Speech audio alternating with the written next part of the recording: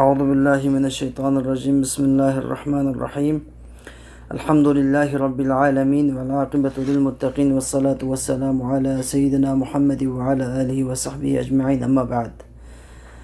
Hürmetlik kırındaşlar, bugün sözleşmek boğunumuz Sarıp ilmi üçün teyyarlık degan kitabımızın 3. dersi.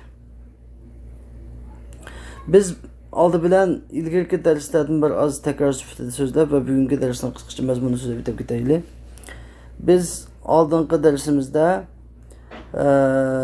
morfologiya kaidesinin asası boğan yani aksam yani 7 kısım morfologiya kaidesinin devamlılık hem fiildeki özgürlüşlerini, türlünüşlerini, isim fiiladaki özgürlüş türlünüşlerini tədqiqat edib bardığan 7 xil qismini sözləb ötken edik. Və bu 7 xil qisminin özgürlüş səbəbinin şu kesel hərflər ekanligini, vav, elif, yadan ibarət kesel hərflər ekanligini təfsili sözləb ötken edik. Əmdi biz bugün söz aytdığımız bolsa şu isimlarning şu isim fiillarning asosiy qoidalarini so'zlaymiz. Yani biz bunda bir kaydı var. Dəstəbdə biz tarmaqni bilish üçün çoxum başını bilishimiz kerak. Şaxçını bilish üçün çoxum yıldızını bilish kerak. Her qanday meseleniki bütün bucurğıcı bilishimiz üçün çoxum bunun əslisini avvalda bilishimiz kerak. Şunun üçün asas puxta qurulub çıxsa, onun tüpsiki selanğan her qanday binalar məzmut buludu. Şimdi bugünkü okuyduğumuz asas, yani morfologiya kaidesinin asası. Bunun grammatik kaidesinin bir kız kilgen. Lakin çünkü bu ikisi bir-birisinin ayrılmaydıgan, aş bilen seydek neyse bu morfologiya olan grammatik ikisi. Bugünkü söz edeceğimiz hemisi asasi kaideler. Asli kaide, morfologiya kaidesi, asli kaide mavu, muşu kaideki düşmügen sözler böyle özgürlüp ketken şu böyle yukarıki kesel harflerden bir kirlilik sebebinden özgürlük ketken 7 kısımdan birini kirlip ketken buludu. Sağlam isim, sağlam fiiller asli kaide boyunca kandak koyuludu, kandak tüzülüdü. Şunu size bütümüz. Ve'lem ennel isme yanqasimu ala qismeyni ismi camidin ve ismi masdarin. Şunu bilgin ki isim iki kısımı bölünüdü. İsmi camid ve ismi masdar. Yani ismi camid degen katkan isim. İsmi camid degen katkan isim. İsmi masdar degen masdar degen gap asli menba degen gap bir şeyin menbasi. Hem bizim Uygur tilinde bunu ismi masdarını söz yıldızı dep ataydı. Söz yıldızı dep ataydı. Masdar dep ataydı. İsmi masdar degen gap yani bunundan xuddi bulaqning manbasidan xuddi ko'plab so'z chiqqandek o ism masdardan ko'plab bir narsalar etilib, yerilib chiqqanlik uchun buni ismi masdar deb ism qo'yilgan, nom qo'yilgan. Endi bizga muhim bo'lgani ismi jamida ism masdarniki bu manda leksikalik ma'nosi emas. Leksika degan yani lug'at, tildagi ma'nosi emas, balki istilohdagi atalg'u ma'nosi bizga muhim bo'lgani. Atalg'u ma'nosi nima desa, buni tushuntirib aytdiki فالاسم الجامد الذي لا يشتق منه شيء كرجل وفرس. Yani ismi camid deganimiz nima desa, yani qatqan isim degan qanday isim bu desa, ismi camid deganimiz uningdan hech bir narsa yerilib chiqmaydigan ismdir. Rajul degan rajul va faras degan ismga o'xshash. Rajul degan degan gap. Adem deşke manası var racul degenin. Peres degen at degen gap. Hem bu racul peres degen gaptin Arap tilida hech qanday bir narsa yerilib chiqmaydi. Faqat racul pet qitib qolgan. Bundan mushu isimdan boshqa bir şeylar yerilib chiqmaydi. Satib tuvanda yerilib chiqsa qanday bo'lganligini tuvanda tushunasizlar. Yani ismi jamid degan qatqan isim degan, yani bundan hech qanday bir yerilip çıkmaydıgan, müşüppeti kalgan. Bunun bu herkes olmaydıgan, küpeymaydıgan, özgermeydigan isim hem de. Özgermeydigan isim. Peres desek, at desek mi? Bu özgermeydigan isim. Hem de ikincisi kasidesi, vel ismul masdaru ellezî yuştakku minhu şey'un ve fi ahiri ma'nâhul uyguri mek ke dersin okumak ve ilmin bilmek. Yani ism masdar degan qanday ism? Yani sözün bunun manba bo'lgan xuddi buloqning manbasidek birmuncha buloqdan suv etilib chiqqandek birmuncha şeylar etilib chiqadigan ism degan qanday ism desa, bu ismi masdar deb ataladi arabchada. Uyg'urchada ism masdar deb kirib qolgan burunqi tilimizda. İsmi hozirgi tilimizda so'z tumuri mi deydi? So'z tumuri, so'z yiltizi mi deydi? Yani ismi masdar degan uningdan bir narsa yerilib chiqadigan ve uning Uyg'urcha ma'nosini oxirida, biz Uyg'ur bo'lgandan men Uyg'urcha ma'no qistirib qo'ydim men.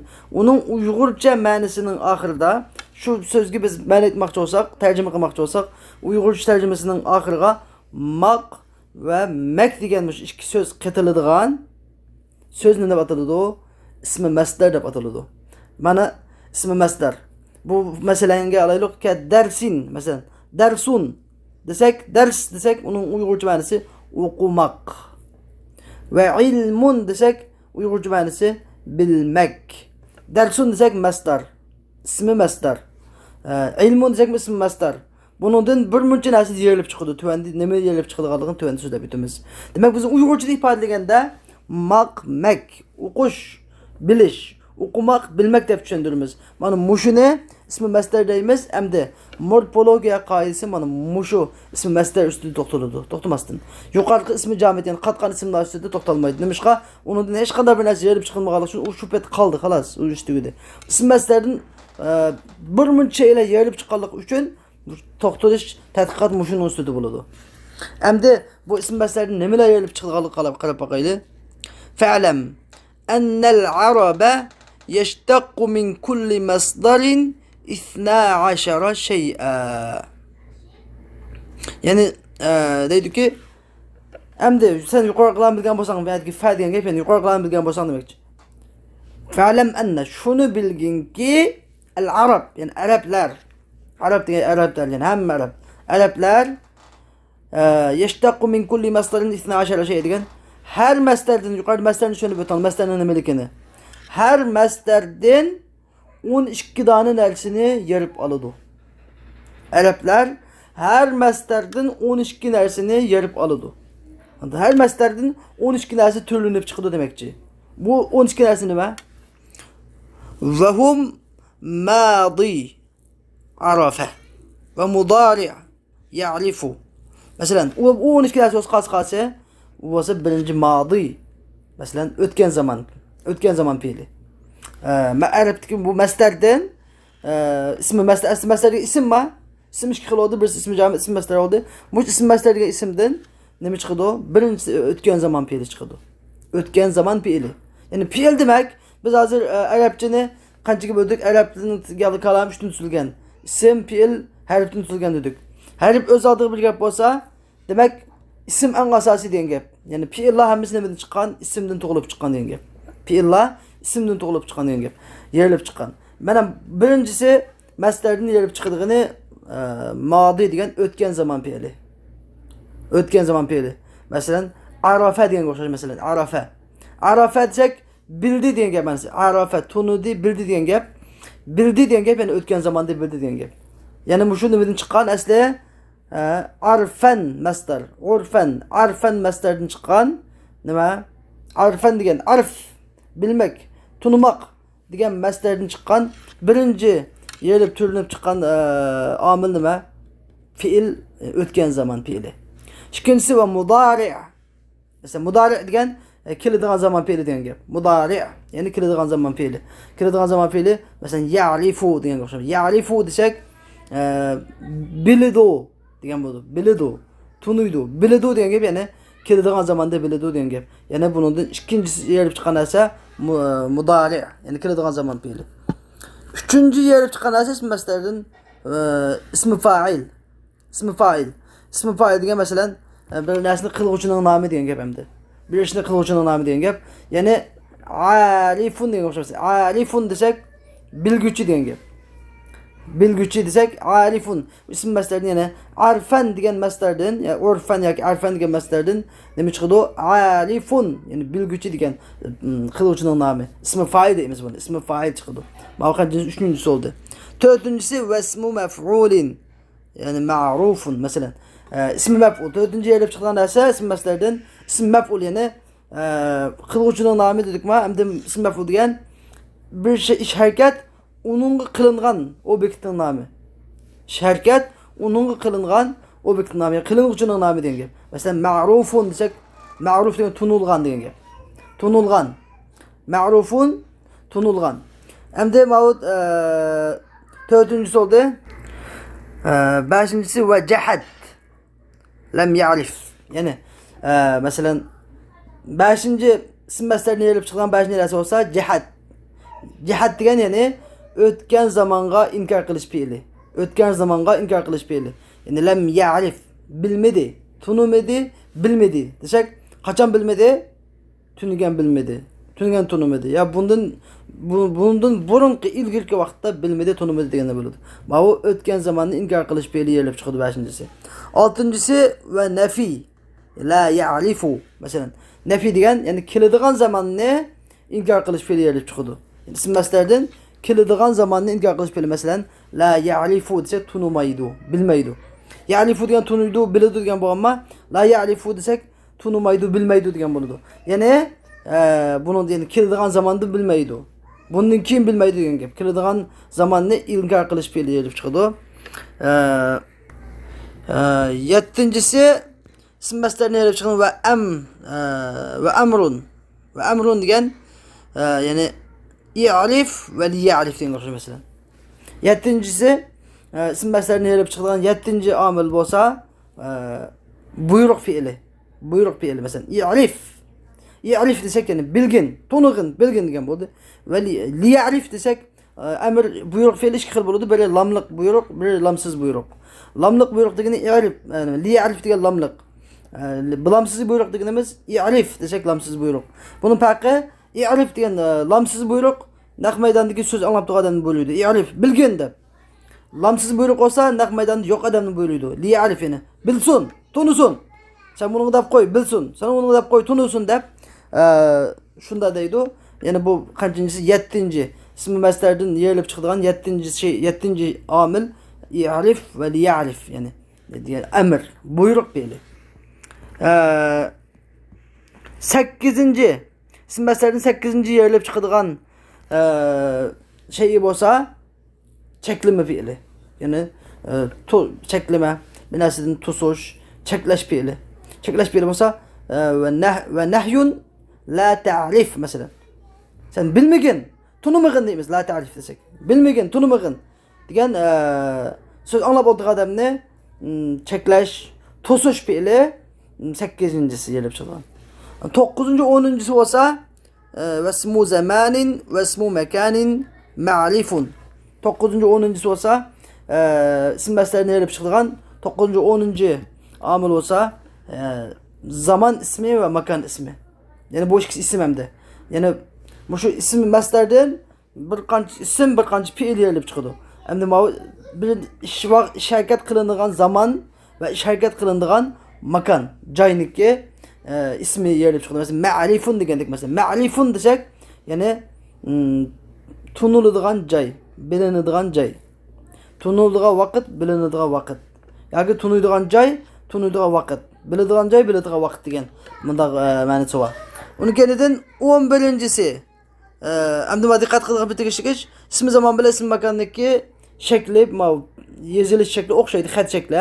Ma'rifun bir shaklda yoziladi, lekin ba'zi so'zning jumlaning oldi keyiniga qarab turib, agar vaqt desak muvofiq bo'lsa vaqt deb ma'no aytamiz, ismi makon, ism zaman qilamiz. Agar joy desak muvofiq bo'lsa joy deymiz, u chaqda ismi makon qilamiz. Shunday farqlantiramiz boshqa oyoq qarab. 10-inchisi ism masdarni yerib chiqqan 10-inchi omil bo'lsa ismu ala. Ismu ala degan yani ish harakatni uning bilan qiladigan narsaning saymonning ismi. Ish harakatni qiladigan saymonning, asvobning ismi, nomi. Masalan, mi'rafun degandik. Mi'rafun bilinadigan asbab. Mi'rafun desek bir şey tunuladigan asbab yoki bilinadigan asbab. Xuddi masalan bir narsani tunyapsa, jinjaliqni arayapsak, lopa inekni ko'rib, masalan kichik xatni lopa inekni bilgandek, ko'rgandek masalan. Masalan süpürge deyapsak masalan arabcha miknasa deb qo'ydi. Miknasa desa bu ismi ala bo'ldi masalan.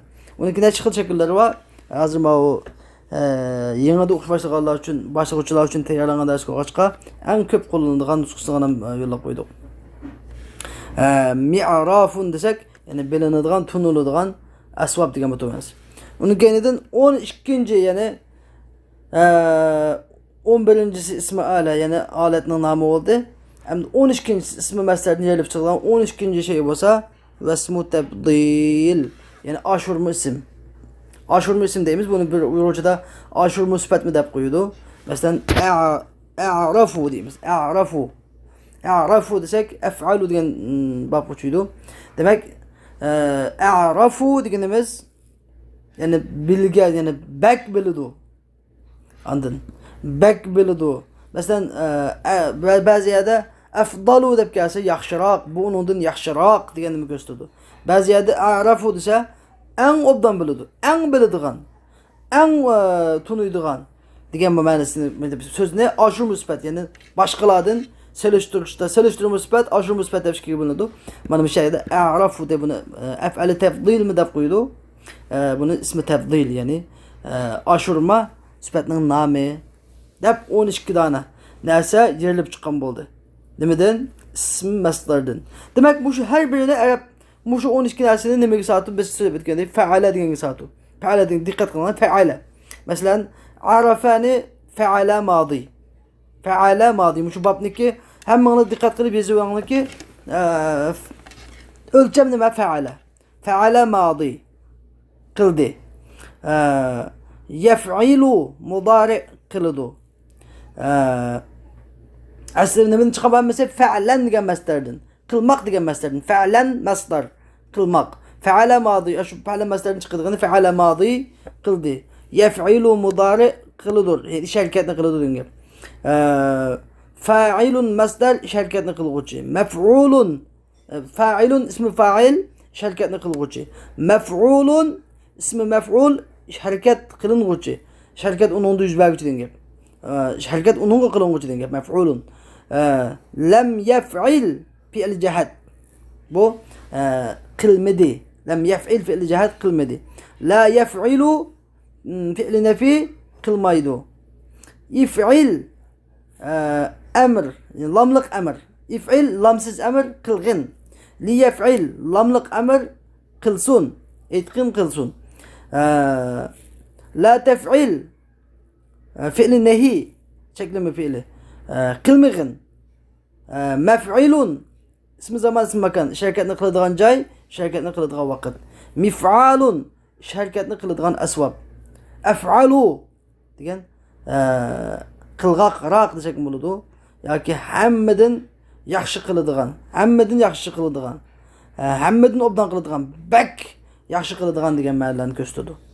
Mana bugungi darsimiz asosi shu yozib qolgan daftarga shu fa'ala yaf'ilu fa'ilun maf'ulun lam yaf'il la yaf'ilu if'il li yaf'il la taf'il maf'ilun mif'alun af'alu degan shu 12 dona o'lcham shu o'lchamni yozib olinglar. Obdan bilib olinglar.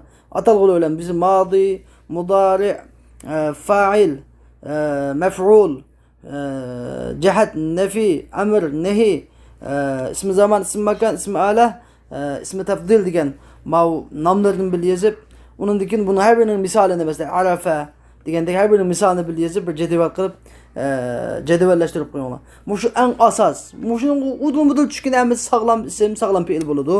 Agar bu shuning udul tushmay qolganlar bari kesal ism, kesal fe'llar bo'ladi. Shu biz morfologiyada shu asosiy qoidani bilib olsak, shu asosiy qoidaga tushmagan har qanday fe'l ismlar sog'lom emas ekanligini bilalaymiz. Va oxir davana alhamdulillahi robbil alamin.